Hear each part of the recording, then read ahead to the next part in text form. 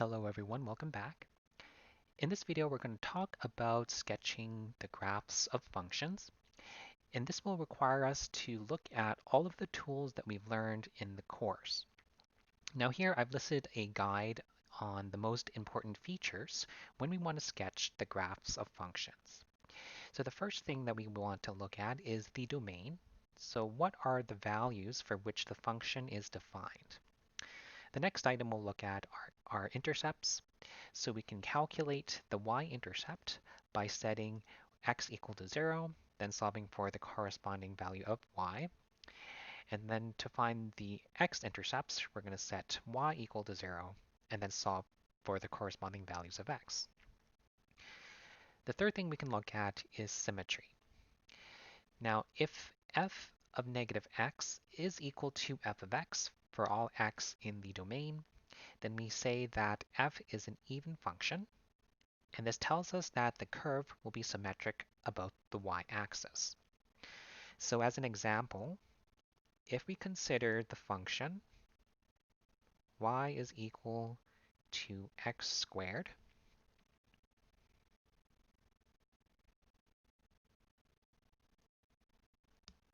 then here is the graph, which is a parabola that opens upwards.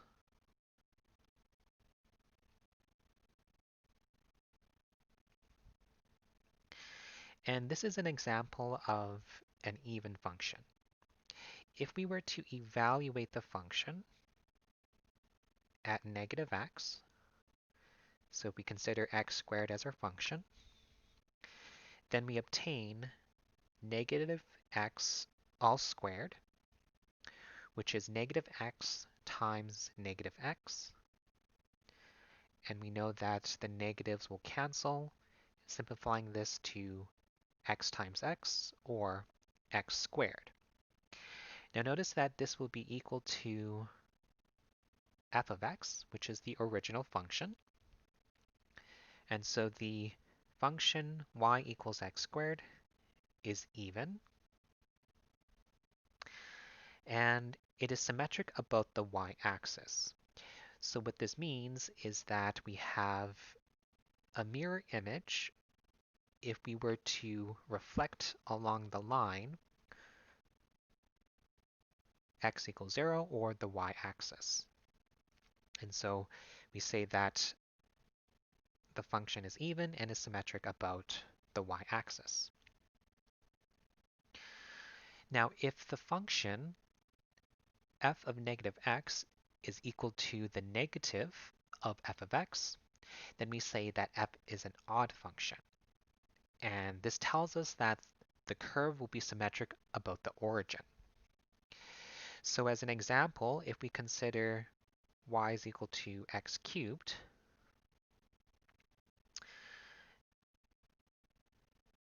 and if we were to evaluate the function at negative x, so we're going to substitute negative x into the function. So this gives us negative x cubed, which will be negative x times negative x times negative x. And this will simplify to the negative of x cubed. And notice that this is equal to the negative of the original function, f of x. And so f of negative x is equal to negative f of x. And this tells us that y equals x cubed is an odd function.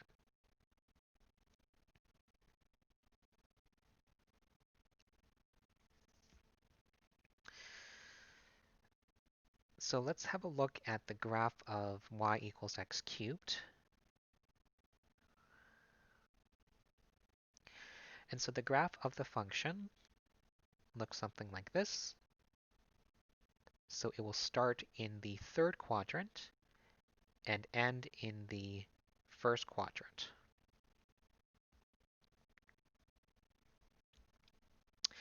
And this function has what is called rotational symmetry. If we were to lift up the graph of the function and rotate it 180 degrees about the origin, then the function will fall on top of itself. So we say that this function is symmetric about the origin, which means if we were to rotate the graph of the function 180 degrees about the origin, then we get the exact same function. So it is symmetric about the origin. So now the next item that we can look at are asymptotes.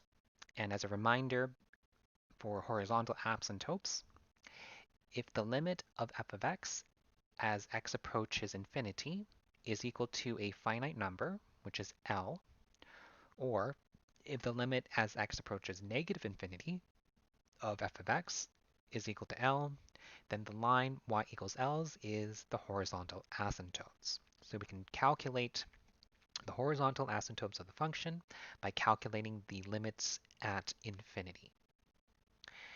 To find vertical asymptotes, then one of the following limits must be true. So any of the one-sided limits approaching the number a, either the left or the right, and if any of those limits goes to either positive infinity or negative infinity, then it tells us that the line x equals a is a vertical asymptote. And these will typically occur when the function is undefined. So to look for vertical asymptotes, we will look for the domain of the function in general.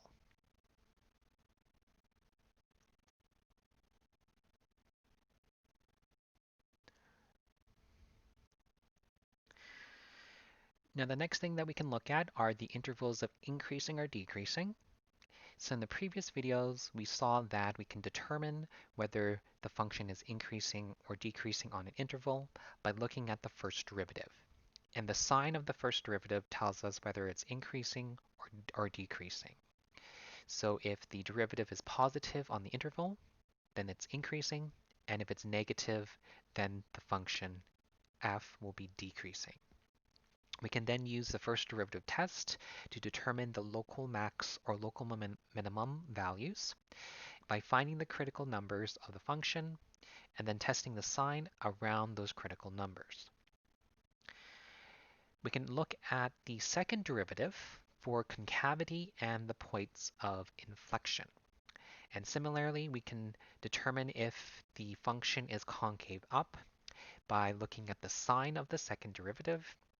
If the second derivative is positive on the interval, then it will be concave up. If it's negative on the interval, then it will be concave down.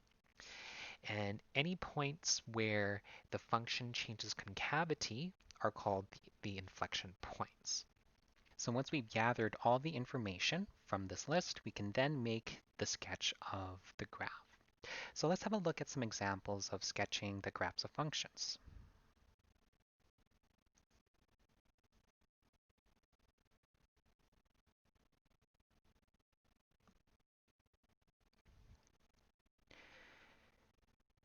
So for the first example, we have f is 2x cubed plus 3x squared minus 36x. Now, a lot of the work for graphing this function has already been done in the previous section. So let's go through the other items in the list and then combine it with what we've already discovered from the last video. So let's find the domain of the function.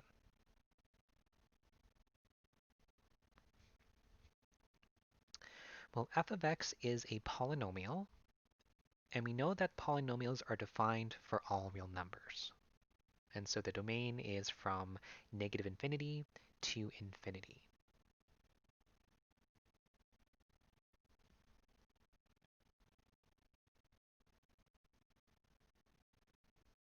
Now let's consider the intercepts of this function.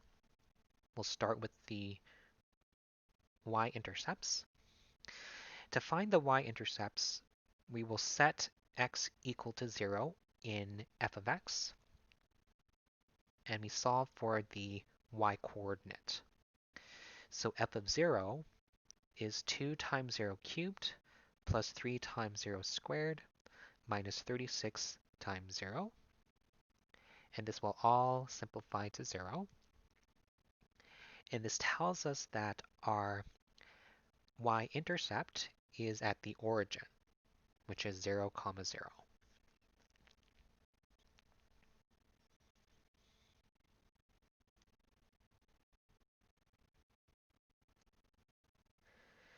Next, we can look at the x-intercepts. So we're going to set y equal to 0 and then solve for x. So we have 0 is equal to 2x cubed plus 3x squared minus 36x. So we can factor an x out of all of the terms. So we have 0 equals x times 2x squared plus 3x minus 36. And now we can solve for x. So we have either x equals 0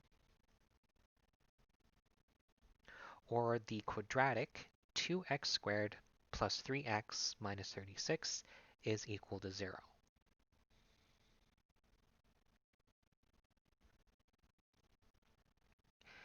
Now this quadratic is not factorable, and so we're going to resort to using the quadratic formula for finding the roots of the equation. So the quadratic formula says that x is equal to negative b plus or minus the square root of b squared minus 4 times a times c, all divided by 2a.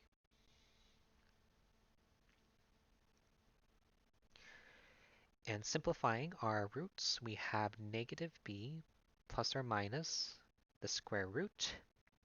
And if you were to perform the calculation, we would get 297 underneath the root, all divided by 4.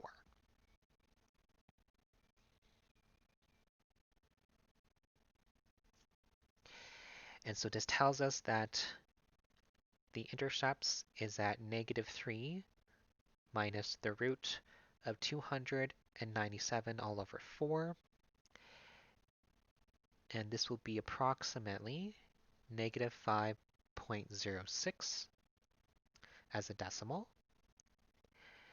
And if we were to take negative 3 plus root 297 all over 4, this would be approximately 3.56. And so these are the x-intercepts of this polynomial.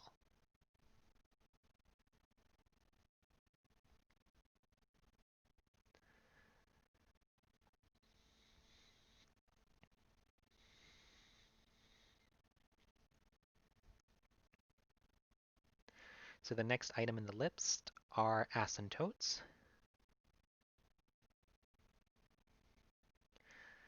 So we'll start by looking for vertical asymptotes.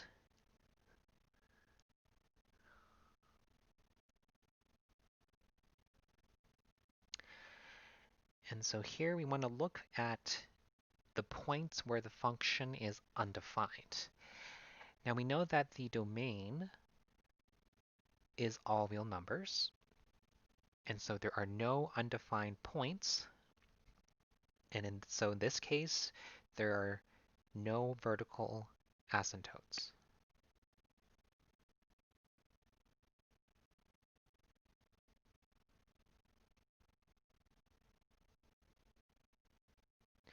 So now let's consider the horizontal asymptotes.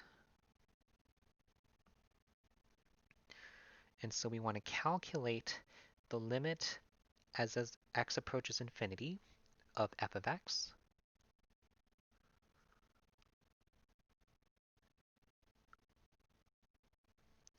And so we want to take the limit of 2x cubed minus 30 or plus 3x squared minus 36x as x approaches infinity.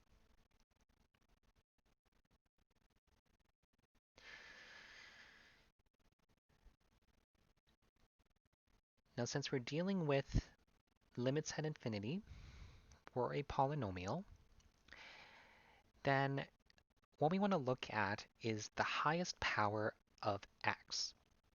So the term with the highest power is 2x cubed. And if we let x grow very large, then this term is going to be more dominant than the other terms. It will increase at a much higher rate than the other terms.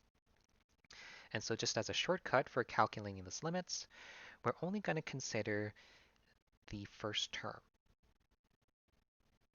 And if we were to let x grow very large in the positive direction,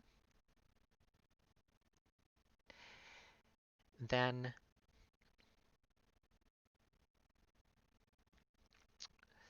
what happens to 2x cubed? Well, if x gets very large, then x cubed is still a very large positive number. And if we multiply it by 2, it will still be a very large positive number. And so in this case, the function will grow to positive infinity.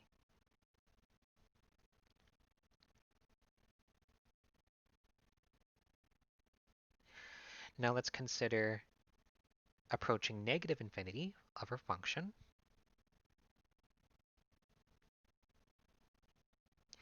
And once again, if we're dealing with a polynomial, then as a shortcut, we will only consider the highest power of x. So in this case, the highest power of x is 2x cubed. And if x grows to be a very large negative number, then a large negative number cubed is still a large negative number. And if we multiply that by 2, it will still be a large negative number. And so this limit will approach negative infinity. Now, since these limits do not approach a finite number, then this tells us that there are no horizontal asymptotes.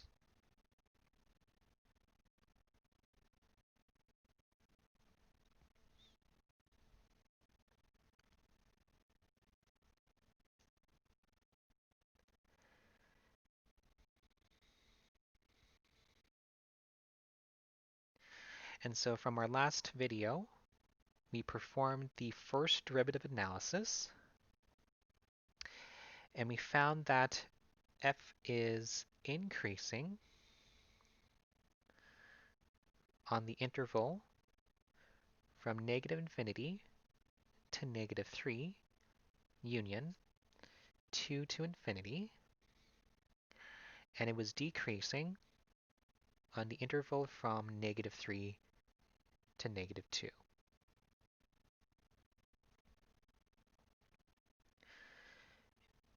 We performed the first derivative analysis, and we found a local maximum at the point negative 3 and positive 81, and it had a local minimum at positive 2 and negative 44. From our second derivative analysis, we found that the function was concave up on the interval from negative a half to positive infinity, and the function was concave down on the interval from negative infinity to negative a half. And we also determined an inflection point at the coordinates negative a half and 37 over 2.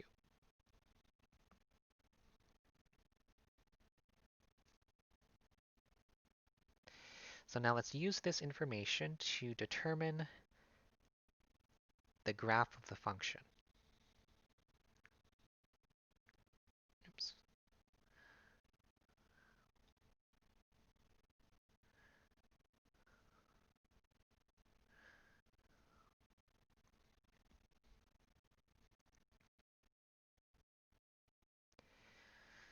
So let's plot some of the coordinates that we found. We found that the y-coordinate was at the origin, and the x-coordinates, or the x-intercepts rather, were at negative 5.06 and positive 3.56. So we had the coordinates 0, 0, and negative 5.06,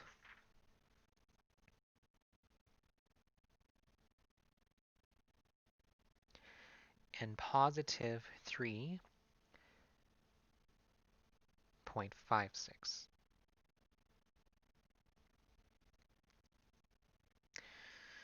We had a local maximum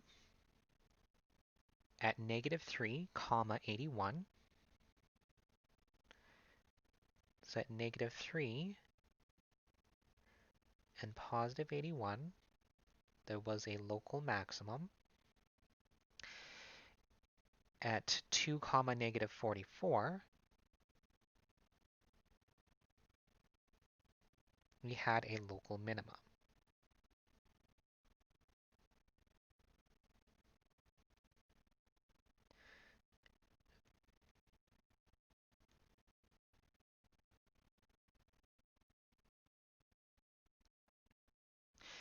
And our inflection point is at negative a half and positive 37/2.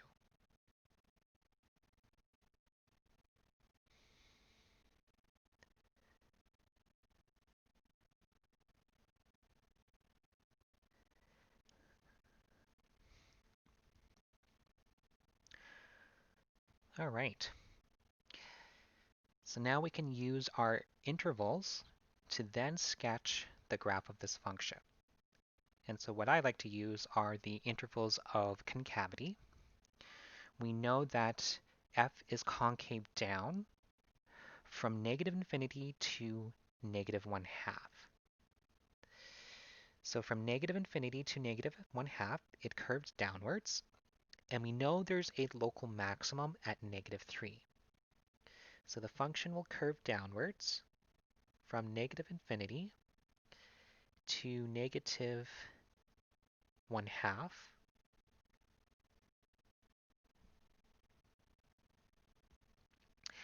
It then is concave up from negative 1/2 to infinity. So it's now going to curve upwards, and we know that there's a local minimum at negative 44, and then it goes through the intercepts, and then continues on towards infinity. So that is the sketch of our function.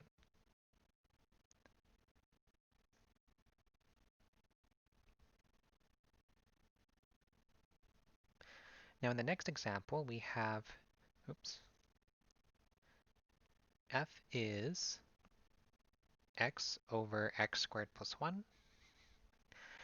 And again, we've already performed the first and second derivative analysis from our previous video. So let's have a look at the other items in our list.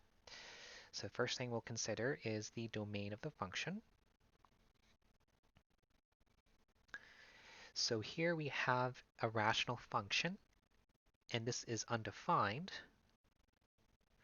if the denominator is equal to 0.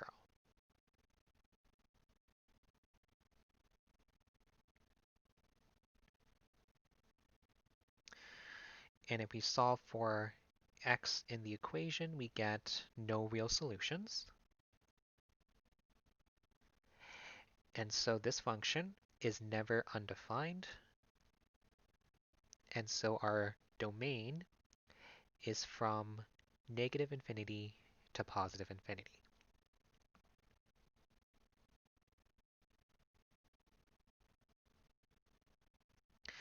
So now let's look for the intercepts.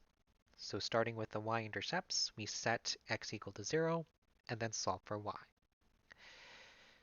So we have 0 over 0 squared plus 1, which is 0 over 1, which is equal to 0. And so that tells us that the origin is the y-intercept. Now to find the x-intercept, we will set y equal to 0 and then solve for x. So we have x over x squared plus 1 equal to 0. So multiplying both sides by x squared plus 1, we have x equals 0 times x squared plus 1. And x squared times 1, or x squared plus 1 times 0 is equal to 0. And once again, the origin is the x and y intercept.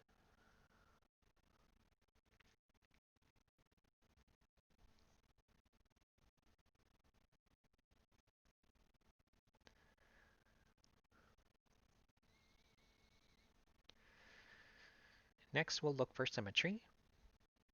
So we will evaluate f at negative x. So substituting negative x into the function, we get negative x divided by negative x squared plus 1, which will simplify to negative of x over x squared plus 1. The negative x squared will cancel the negatives, making it positive. And observe that this is the negative of the original function. And if f of negative x equals negative x, then this means that f is an odd function and is symmetric about the origin.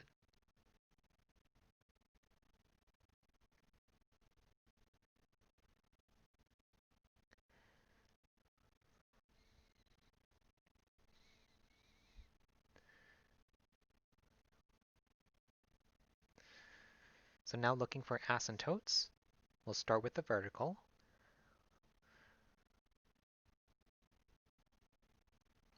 And so we look for when the function is undefined. Now since the domain is all real numbers,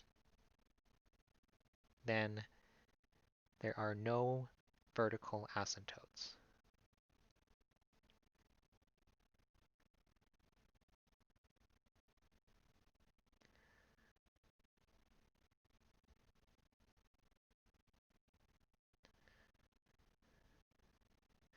Next, we'll consider the horizontal asymptotes. So we will evaluate the limit as x approaches positive infinity and negative infinity. Now for this particular case, we can look at taking both limits at once, since the calculations are identical for both limits. And so we take the limit as x goes to plus or minus infinity of x squared over x squared plus 1. And as a reminder for calculating these limits, what we want to look for is the highest power in the denominator.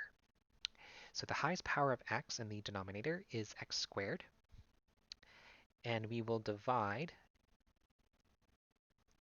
every term by this highest power.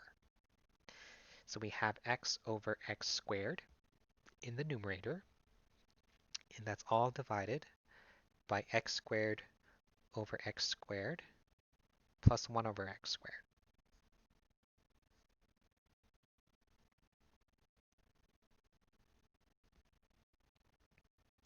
Simplifying, we have the limit as x goes to plus or minus infinity of 1 over x divided by 1 plus 1 over x squared. And now we take the limit.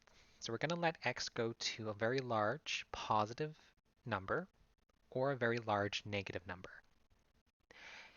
And we know that from a theorem that 1 over a power of x will go towards 0 as x goes to plus or minus infinity. So the 1 over x goes to 0, and the 1 over x squared goes to 0. And so taking the limit, we have 0 over 1 plus 0, which is 0 over 1, which equals 0. And since the limits at infinity is equal to a finite number, then we know that the line y equals 0 is a horizontal asymptote for this function. And it will be a horizontal asymptote in both the positive and negative direction.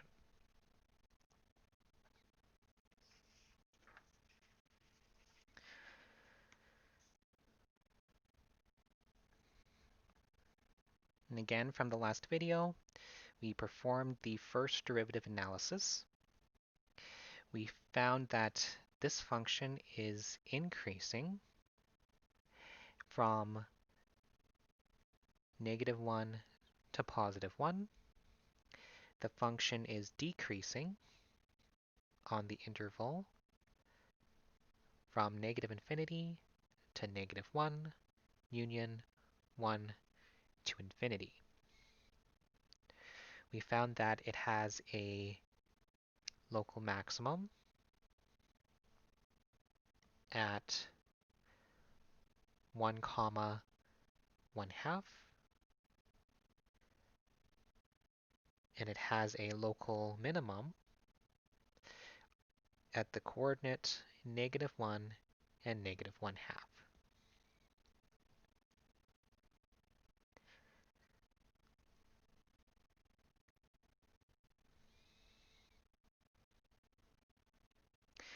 From our second derivative analysis, we found that the function is concave up from the interval -√3 to 0, union √3 to infinity, and the function is concave down on the interval from -infinity to -√3, union 0 to √3.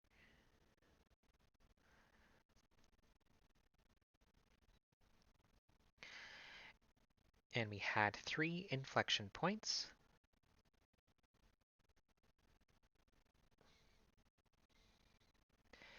And their coordinates were -√3, comma -√3 over 4. We had the origin, and we also had +√3 and +√3 over 4. And so now let's use this information to sketch the graph of this function.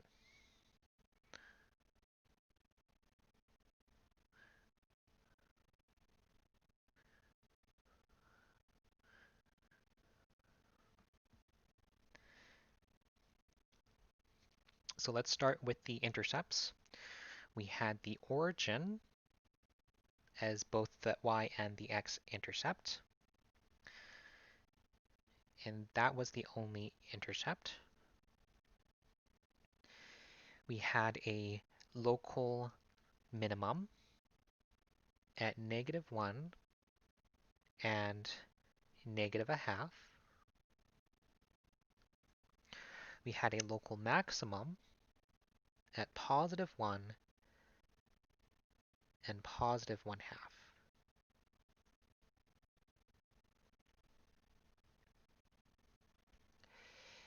The inflection points were at √3 and -√3 over 4. And the other inflection point was at +√3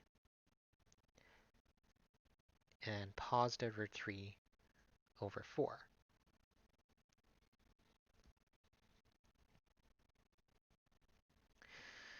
We also determined that y equals 0, or the x-axis, was a horizontal asymptote. So as x goes to negative infinity, the function will approach the x-axis, and if the function approaches positive infinity, or as x goes to positive infinity, then the function will also approach the x-axis. So now we can use the intervals of concavity to determine or to sketch the graph. So we know it is concave down from negative infinity to negative root 3. So the function will curve downwards, and it will approach the x-axis as x goes towards negative infinity. It then is concave up from negative root 3 to 0. So it's going to curve upwards, starting at negative root 3. We know that negative 1 is a local minimum, and it will curve upwards towards 0, or as x approaches 0. And then from 0 to root 3, we know it is concave down, and so this will curve downwards on this interval. And we know that at 1, we have a local maximum. So now it curves downwards until root 3, and then from root 3 to infinity, it will curve upwards. And we know that 0 is the horizontal asymptote, so it will approach the x-axis as x goes to infinity. And so that is the sketch of this function. Now the remaining examples will be done in the lab. So I encourage you to try sketching the graphs of these functions, and then we'll go through them during the lab period. So I'll see you all then.